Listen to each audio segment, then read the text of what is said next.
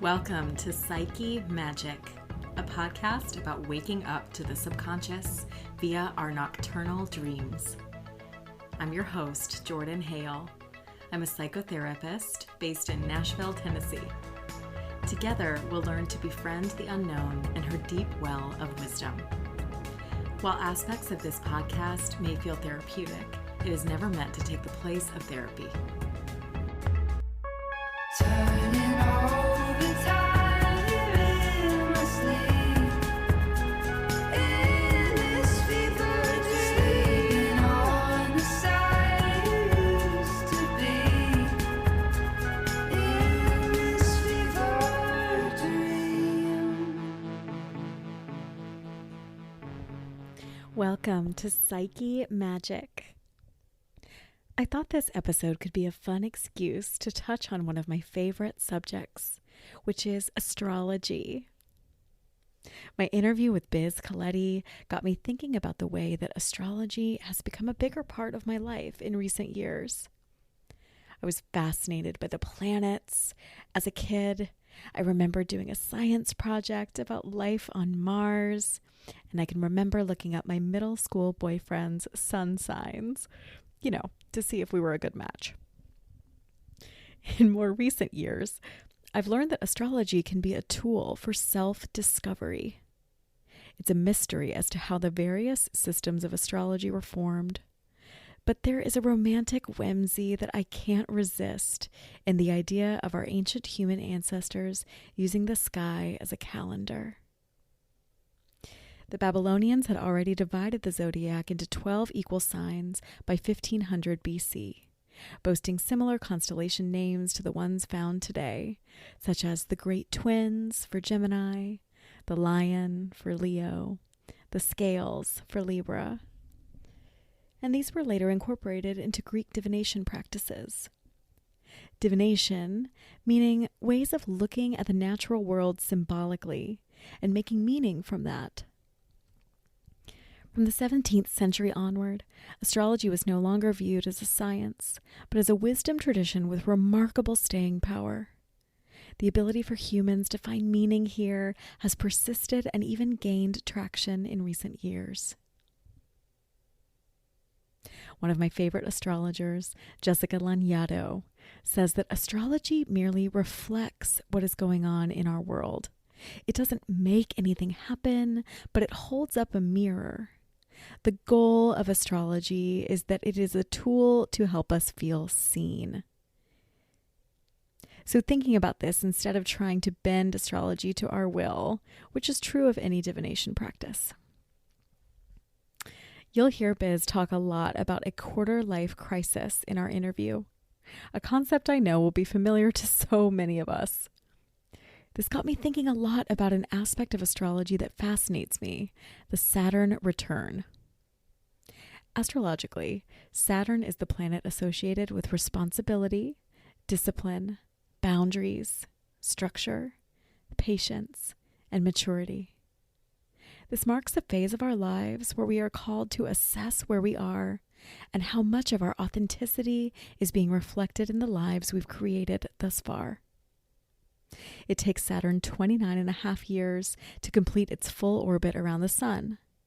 Thus, astrologically, it is during this phase around age 29 when we may feel a great shift and sense of upheaval. This can look like things like marriages, divorces, big moves, career changes, etc.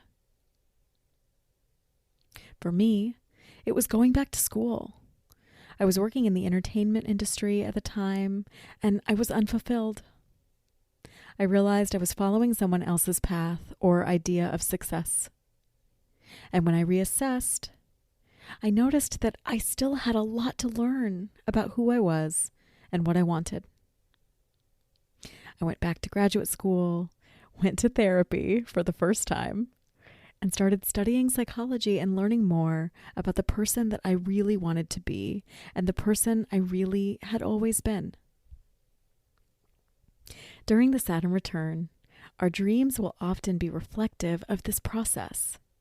Dreams are often pointing our attention towards the dark corners of our psyche and the spaces that may need more of our attention. If we are being called to reassess aspects of our lives during the Saturn return, you can bet our dreams will be echoing this. I am so excited to share my interview with an incredible singer and songwriter, Biz Colletti. Biz is a friend and inspiration, and she lovingly shared herself so honestly during our interview. I hope you enjoy it. Please enjoy this little sample of her song, Lighthouse. Where is my soul? Where is my soul? I know that you are there, but I can't find you.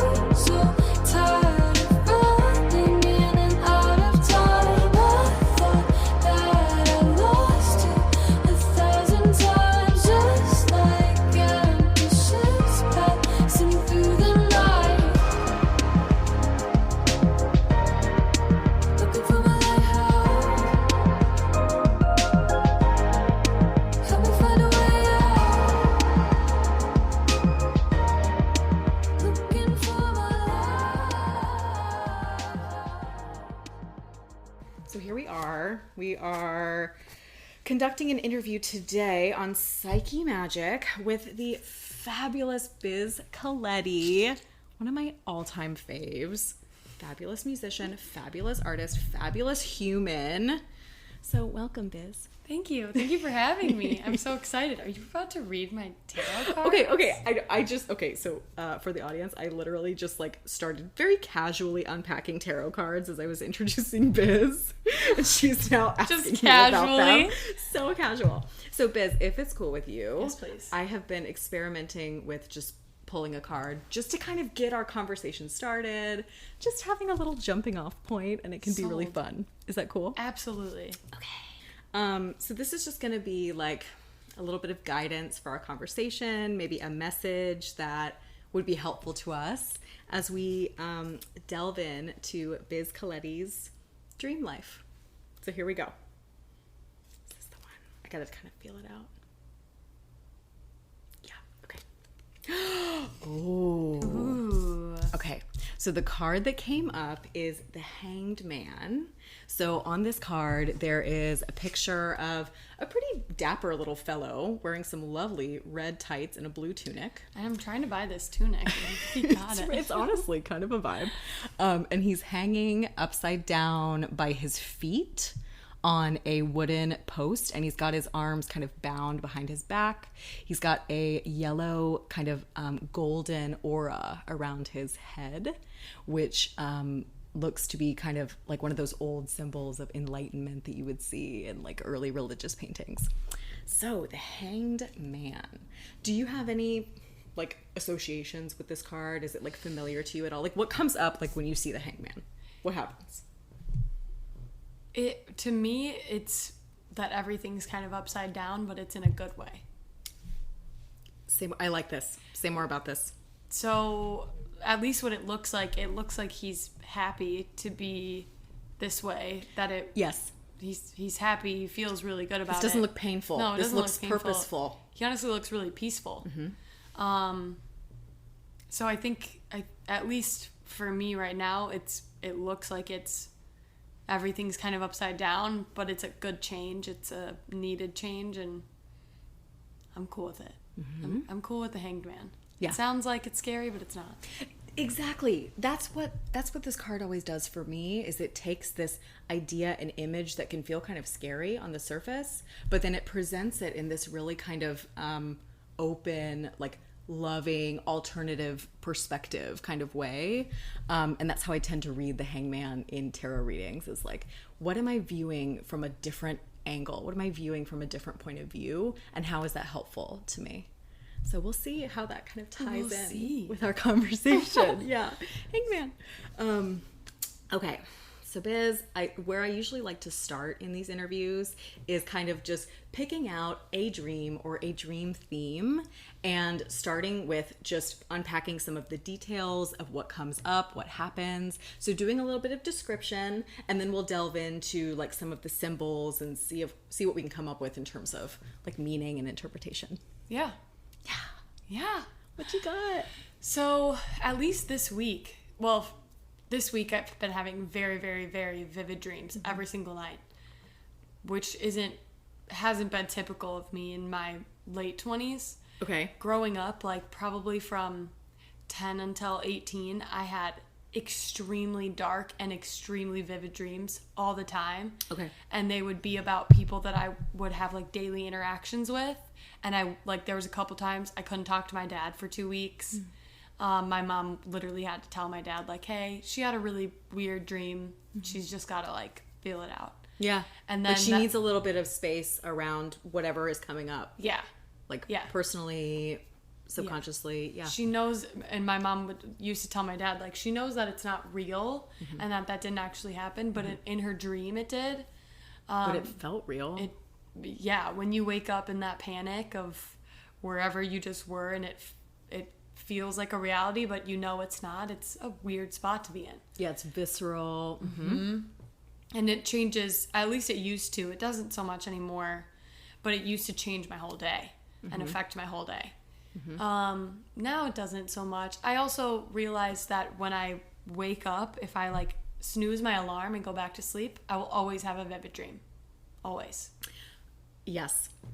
Because you're falling back into just that very light REM sleep. You don't have enough time to go deeper, and so that's the dreaming place. Yeah. Yeah. It's interesting. So 2 nights ago, I had a dream that I was at the airport, but I missed my flight. Like, I had all my stuff in my seat, and some reason, like, I got off of the flight, and I went to, like, go to the bathroom or something, and I came back, and they wouldn't let me on the flight. So I had to go to a different flight, and it was all like people that I knew on this flight. Oh, that's interesting. But when we got on Where were you plane, going? I don't know. But when we got on the plane, it wasn't a plane. It was like a little roller coaster ride. Ooh. And it was supposed to be this huge, like my original flight that I was on. I knew that it was supposed to be this big trip, this long trip. And then I got on this other flight that they put me on, and it was like a kiddie ride. It was 10 minutes, and then we got off, and I was like, well, I'm not even where we just dropped me off where I just was, and I was screwed. I couldn't, there was nothing I could do. I just was there. And then I woke up. The expectation, the intention of this trip was completely like thwarted. Like, it didn't unfold the way that you expected it to. Yeah. I mean, I know that, like, I knew that I was supposed to be on the flight for a couple hours. Exactly. It was this long flight, and it was supposed to be, like, I had to pack and get ready for it. And then I put my stuff there, and I got off for some reason, and they left without me. They wouldn't let me back on. And then this weird tiny little roller coaster that was like a kiddie ride. Like, there was no upside downs, there was nothing, and that was the complete opposite of what I it's like an easy roller coaster. Yes. It's like the yeah. And people were like, why are you here? Weren't you supposed to be there? I was like, yeah, I don't really know. This is where they put me, and I was supposed to end up at the same place, but I'm not. I'm back where I was. And with none of my stuff. Yeah, there was no journey. No. It was a little like bunny hops. Yeah, exactly. And you said that you've been having vivid dreams recently this week. And so I wonder if you can share a little bit about kind of just what's going on in your world like during that time. Yeah. Well, a lot of things are happening. My boyfriend's moving in with me. Yeah. We've been traveling a bunch. I definitely have not felt settled in a place. Yeah. I feel like have been living out of a suitcase. Like, planes have been very frequent. Yes, planes have been very, very frequent. So it's just kind of been unsettled.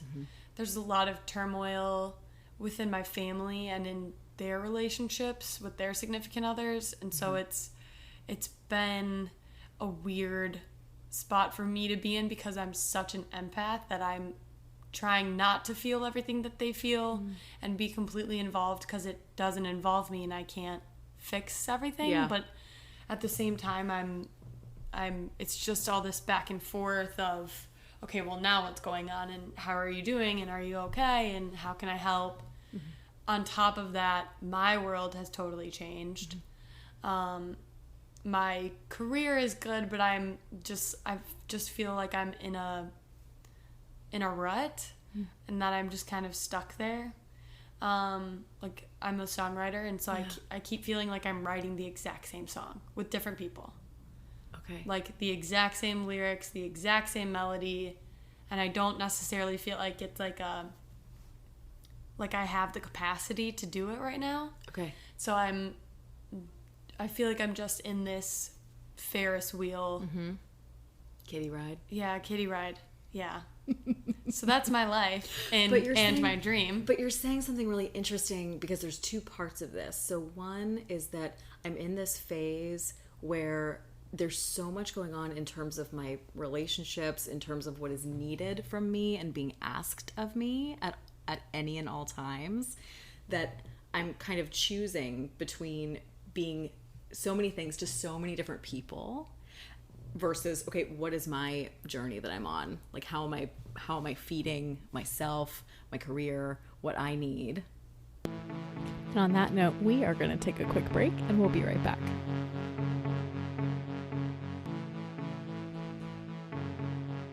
I've been single for 5 years and I've gotten pretty used to that. And now, especially like with mental health and just dealing with yourself, it's a lot easier just to deal with yourself because you're not impacting anyone. But when there's someone else that's like, hey, are you okay? Like you're acting really strange. Okay, well, if I was by myself, it wouldn't matter if I was acting strange. It's just me that I have to deal with. So now it's this whole thing of I don't want to impact this person because even though I'm going through this, because I could figure this out on my own. It would just go away eventually.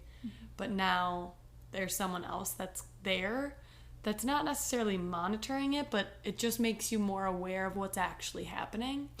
Yes, because relationships hold up a mirror to us and show us from another perspective what is being seen, what's being portrayed. Yeah.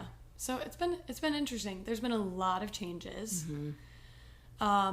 Yeah, a complete, I'm pointing at the hangman now, a complete like reorientation of the way that you sort of approach life, relationships, day-to-day routines. Yeah. And there's been a lot of new experiences. Like I was just in LA for 2 weeks and I always thought that I would kind of I've wanted to see what the like LA lifestyle would be like. Of course. And we went to a concert and the people watching was amazing for the first like hour and a half. And then after the hour and a half, I was like, okay, I don't really want to be here anymore. Like my introverted self hit a wall. Okay. Like I'm an extroverted introvert. I can talk to anyone, but it depletes me. The energy Oh yeah.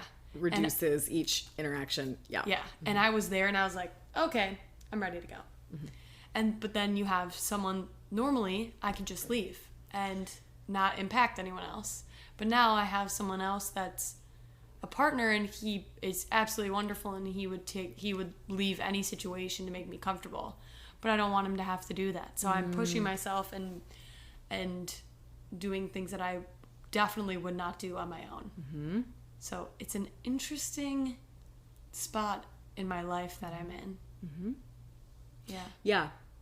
And going back to the dream, another part of this that I'm thinking about is that, again, so much of your focus is kind of relational right now. And then when you come back to kind of the self and the career, because your career has so much to do with your own sort of personal creativity and like what you're able to give in that way. And so coming back to the dream, it's like the relationships are all kind of unfolding and there's a lot of growth. But then what seems like it's happening is that the personal part, like that personal sort of openness, genuineness, creativity, that part is kind of like spinning. Because you say, I keep feeling like I'm writing the same song over and over again. Like I'm not getting somewhere else. Yeah, it does. And I had a write on Monday, and I didn't get in from LA until 2 a.m. and I couldn't fall asleep until 3. And so I was running off of 3 hours of sleep, and I don't handle that well to begin with.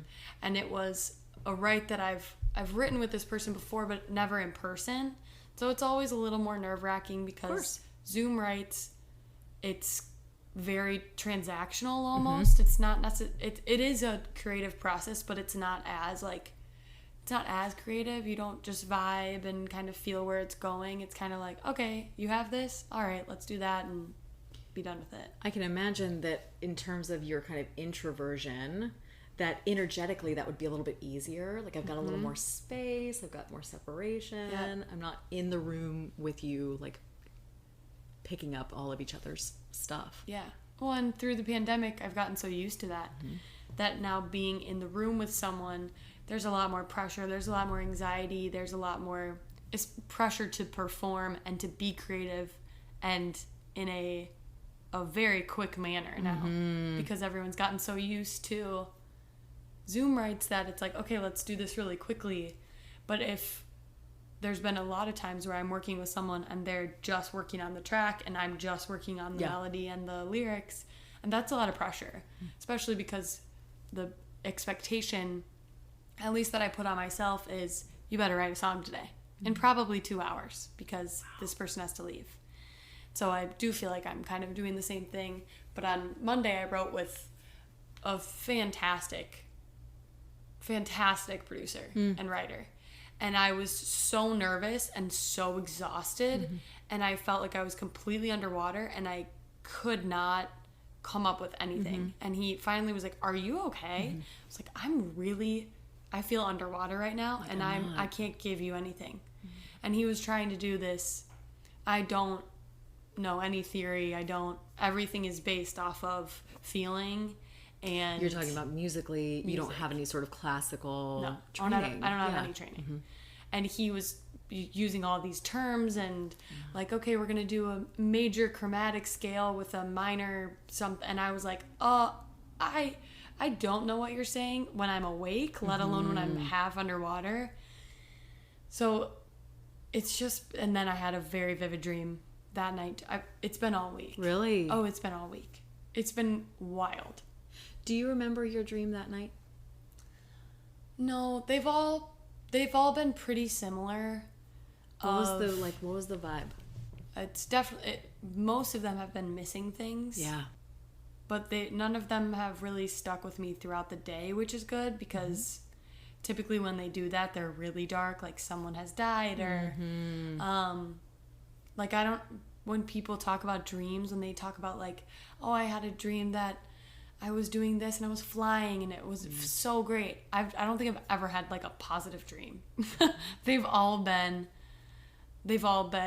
negative, and I could spin them in a way that's more positive, but typically most of my dreams are more like nightmares instead of like dreams. They're often showing you something that's difficult. Yes. Yeah. And all of these themes that you're sharing with us about that kind of just that stuck energy that happens, like that feeling of like, I'm not able to move forward, that is a theme that I hear different versions of that theme all the time. And so it's almost like dreams have this kind of function as like a little internal compass, like just giving us those little pieces, like those little like breadcrumbs to follow about like, okay, how am I following my internal guidance right now or not? Like in what areas am I feeling stuck, off track? Because we're all feeling like that pretty much all the time. And you see it a lot. I feel like everyone that I meet right now is feeling that same way. Yeah. Because it seems like we're going to go back into another lockdown period. We've all kind of been stuck in our houses and our careers have all changed and our friendships have all changed. And a lot of that, at least for me, a lot of the changes in relationships and changes in career and changes in creativity have all been really good. Mm-hmm. But there's so much, it's kind of been a little bit more stagnant. So the changes happened less frequently and at a slower period of time. And most of us aren't taught how to like reorient and rest and replenish. Like, that's just not... I'm looking at the Hanged Man again. Like, this is obviously a character who has taken it upon themselves to take a break. But it's funny because what we're talking about is, again, we're talking about being so disoriented after going through a pandemic and still not being fully out of it, still not being fully adjusted, constantly having to readjust, reorient. And what we're talking about that's interesting that the Hanged Man shows is these kind of body-based interventions for like feeling more calm, because so often we're so tempted to stay in our head about it and try to figure it out logically. But a really important question that more of us need to be asking is like, what does my physical body need? Yeah. I just started reading The Untethered Soul. Ooh, I've heard of it. The first chapter talks about if you can hear a voice in your head, it's not you. Anything that you are hearing or is talking in your head, or like you're walking down the street and you're like, oh, that tree's pretty, or that house is nice, that's not you. That's an internal dialogue. It's not who you are, because you're the one experiencing and hearing the voice. So that's been something I've been kind of chewing on over the last couple days, because my brain is so active all the time. It's wild. So to know, or to have that theory of it's not you, you're the one hearing it and experiencing it, not the one saying it. Exactly. That it is a muscle, and until you train it, your brain will do whatever it wants to do. Yeah, the neurons are just firing. Yeah. Automatically. What you're talking about and touching on is a really important concept in psychotherapy, which is this idea of you are not your thoughts.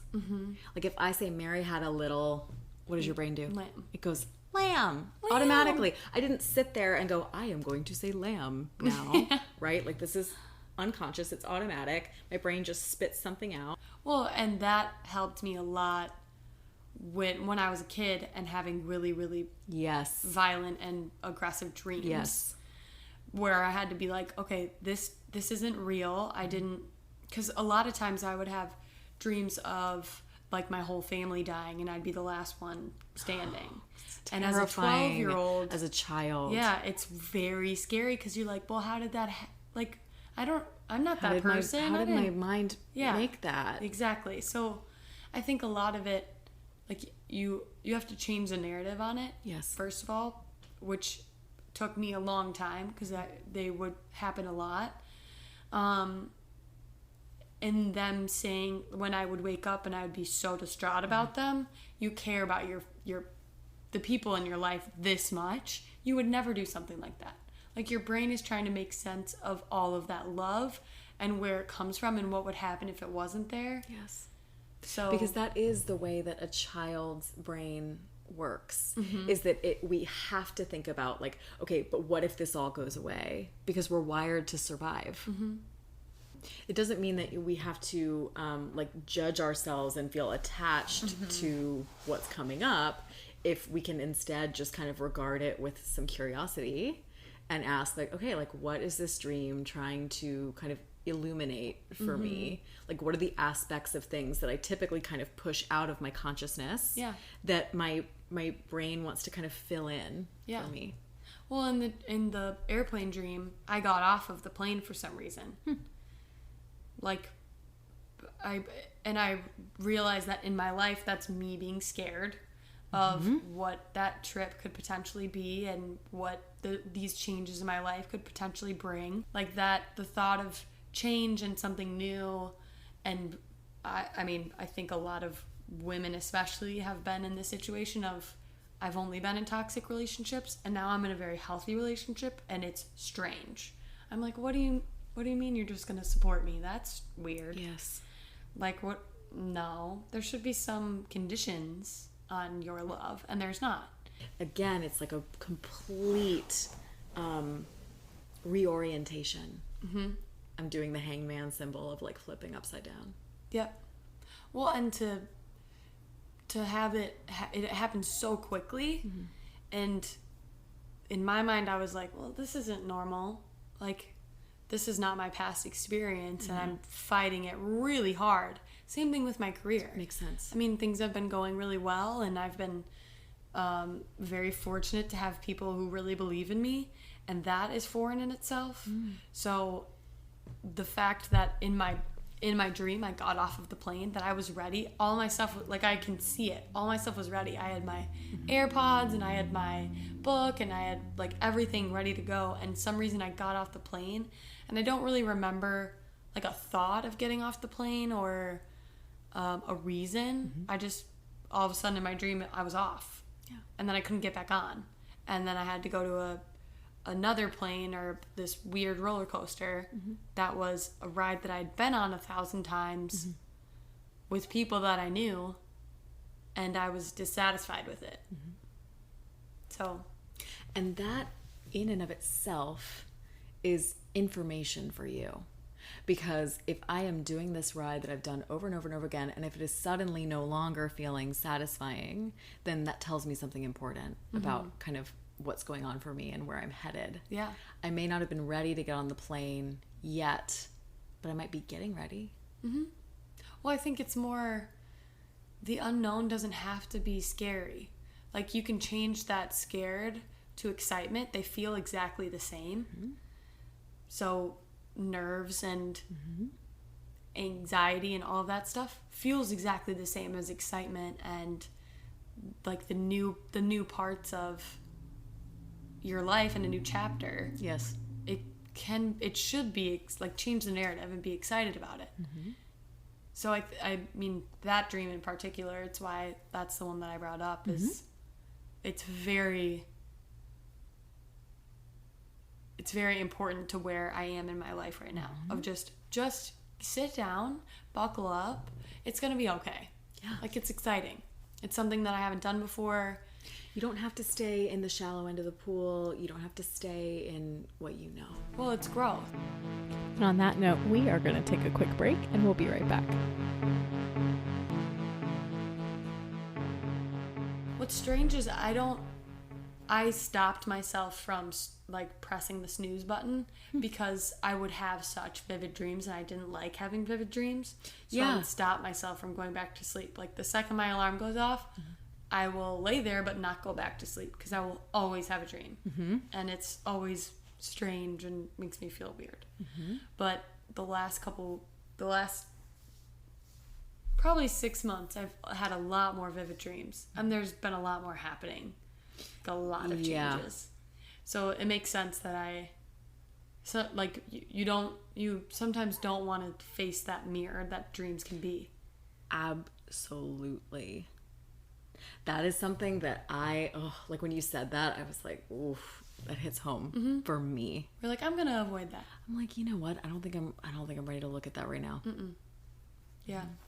But what I love about dreams is that it's just there for you. Like, it's just happening naturally, and there's you don't have to do anything. When you can't do anything. Exactly. It's a natural process. And while I do believe that even if we never write down a dream or try to talk about it with someone or look at it, I do think that our subconscious is working out what it needs to work out just naturally, automatically. But I do think that bringing that enhanced awareness, if you're open to it, if you're excited about it, I think that it can help just kind of deepen that process that's already happening. It can just bring even more awareness. Well, and it shows you your priorities, I think, and your values, when you don't want to see what's high up on your priority list. If vanity is high, it'll show you that, and you don't want to see it. And that'll be, oh, that was uncomfortable, I wish I wouldn't have had that dream. But it's okay, maybe you're putting too much focus on vanity then. So pull back and maybe get in touch with yourself a little bit more, instead of focusing so much. And that was one of the things when I was in LA, I was having a lot more vivid dreams about that kind of stuff. Of Really? Getting... Like correlated with being there. Yeah.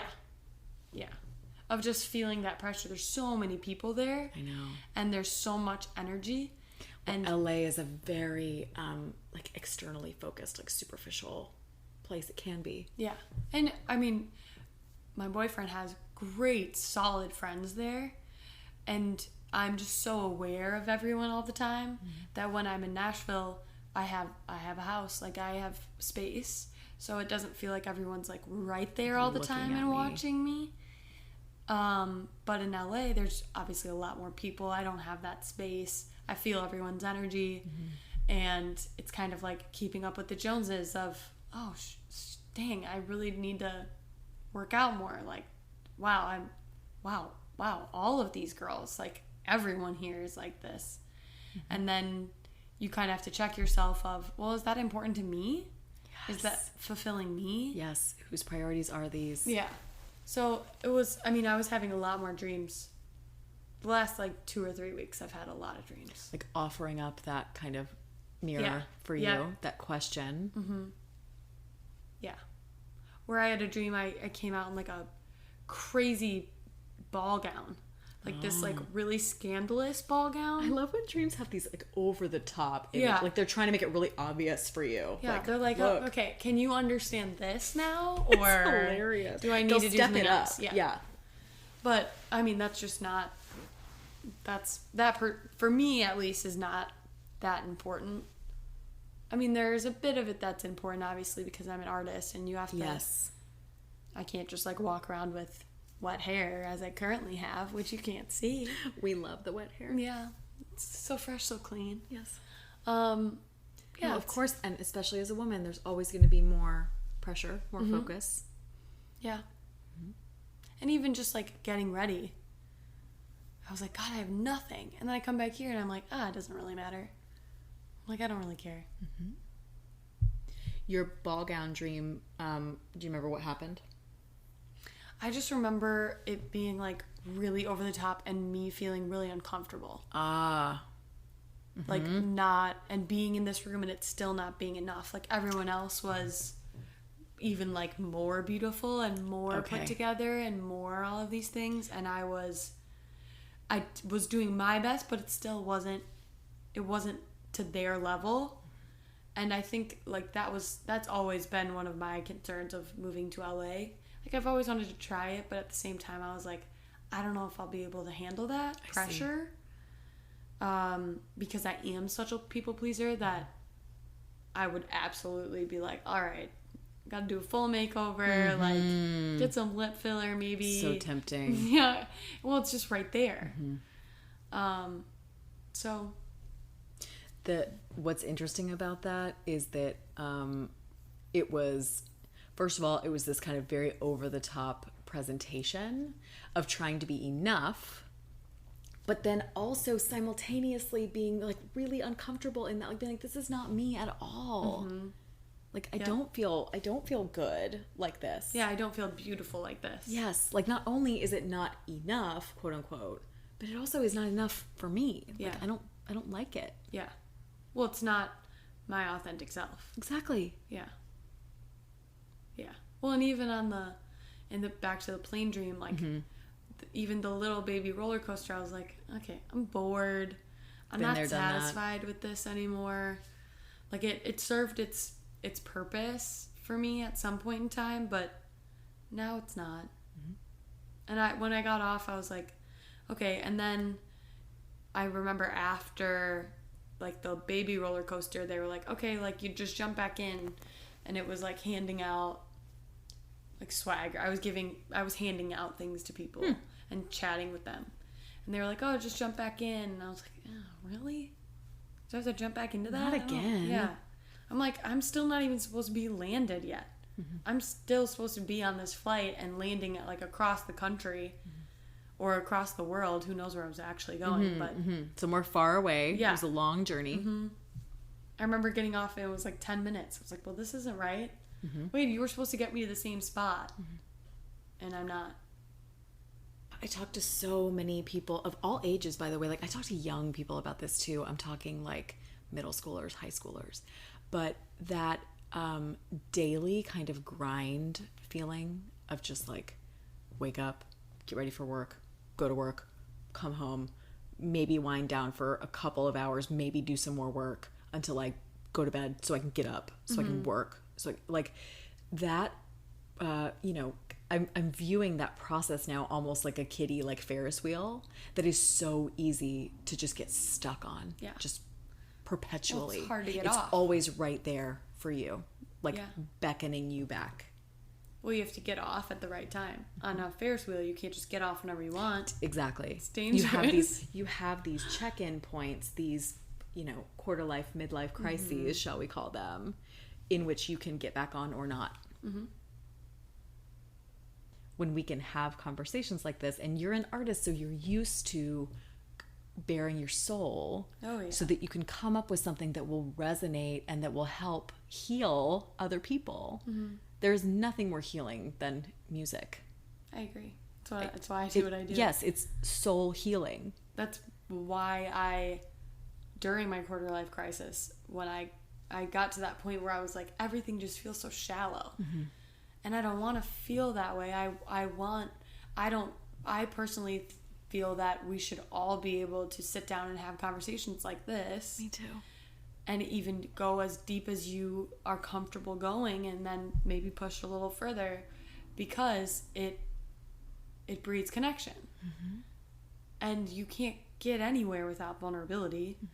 And I think that especially our society now, and with Instagram and with social media the way that it is, it's so easy to get into a cultivated space where it looks so perfect and it looks so put together, and in reality what that one picture took was messy. And it was like figuring out your plans, and okay, maybe not that way, maybe this way, and let's do this one picture 90 times. Let's take 90 different versions of this picture, and then we can take one snapshot of it and put that out for the world to see. And it's just not realistic. It's the opposite. It's as great as it is and as beautiful as it is just to scroll and have things cultivated for you.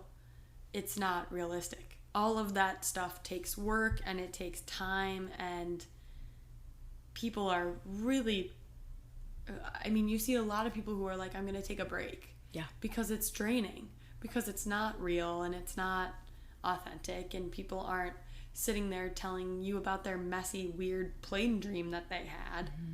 Like, they're telling you about... Which is what we actually need to hear. Yeah. So, I mean, that was one of the reasons why I started writing and sharing it more, is because I got into this space where I was like, oh, everything has to look a certain way, and I have to act a certain way, and I have to please everyone. Really bought into that. Yeah. And I got to a point where I was like, I don't really want to do that. I'm not fulfilled by it anymore. There are very few people that talk about dreams. I know. Like, and my mom has done a really good job of, I'm one of 4 girls. She's done really good job of, when we do have a bad dream, like, at least all of us at one point have had a dream that she has died, and all of us are like absolutely inconsolable. And she does a really good job of it's okay, just like brush it off, like it's not real. She does a good job of like, okay, well, that will happen one day. Yeah. Like, things that are will scary. happen one day. Yep, that will happen. That will one be a day. really hard day. Yep. And it's kind of preparing you for it. Yeah. Like, that's just, like, because I think so many parents are so tempted to say things like, no, that's not going to happen. That, don't worry. Like, I'm never going to leave you. And the truth is that no one knows. Yeah. And so for a child, having that more sort of like realistic perspective of understanding, like, I can never know that, is ultimately more healing for them. Even though it's so hard and so scary. Yeah. I mean, I'm sure as a parent, like, that fix it. I know, it's so tempting. Yeah. She did a really good job. Yeah. And she's really into dreams. Really? Oh yeah, we all have Interesting. that dream symbols book, and Yeah. if any of us have a scary dream or a wild dream, just be like, look it up. Like, let's figure out Let's talk what's about it. going on. Let's get curious. Yeah. So she's always done a really good job about that, especially when I was having crazy dreams as like in middle school. She was really good about, okay, well, let's sit down. One, this didn't actually happen, but let's figure out why it's affecting you in this way. Let's give it a little airtime. Yeah. She did a really good job. That's really cool. Yeah. But I just enjoy and appreciate your level of openness, like your level of honesty is something that I don't see very often. And it's Thank you. really, it's like very powerful. Thank you. That means a lot to me. Yeah. It's nice to be able to talk to someone who's receptive to it. Because sometimes people are just like, okay, that's cool that you do that, but I'm not doing that. I don't know how I'm to up here. meet you there in that place. Yeah. That's unfamiliar for me. Yeah. I have a lot of songs about that. You do? Mm-hmm. That makes sense. Yeah. I'm a 4 on the Enneagram. Are you really? Yeah. So I love 4s. That explains God. a lot. I love 4s. It's very, very rare for me to feel A 4, I will say, for the audience, is the, it's the artist. Like it's the romantic. it's the very creative Enneagram, the romantic. Yeah. So continue. But one of the downfalls of being a 4 is never feeling truly understood. Exactly. So when I can talk to someone who is like celebrates that vulnerability and celebrates the openness and the insecurities and those scary moments, because they're scary and they're unnerving because people don't talk about it very much. When I get to They talk don't about want to look at it. yeah. I know. When I get to talk to someone who is willing to do that and willing to listen and you have a very calm and peaceful energy, and it's very comforting and warm. So it's nice to be able to talk to someone who doesn't make me feel weird about my emotions. Someone who can welcome that. I feel the same way. It's been a struggle in my life to find people who can meet me there. Yep. Yeah. Mm-hmm. Yep. Now I've created a world where I get to do it all the time, and it's Yep. super fun. Yay! Well, now thank you have you. a platform like this. And you Exactly. can share it with everyone and show everyone that it's not awful. It's scary sometimes to be vulnerable, but the best things come out of being vulnerable. You can't get anywhere. The real without stuff, the vulnerability. good stuff, like the rich stuff. I agree completely. All right. Well, Biz Colletti, always a pleasure. Thank you so much. Thanks for having me. Yay! Appreciate you. You're awesome.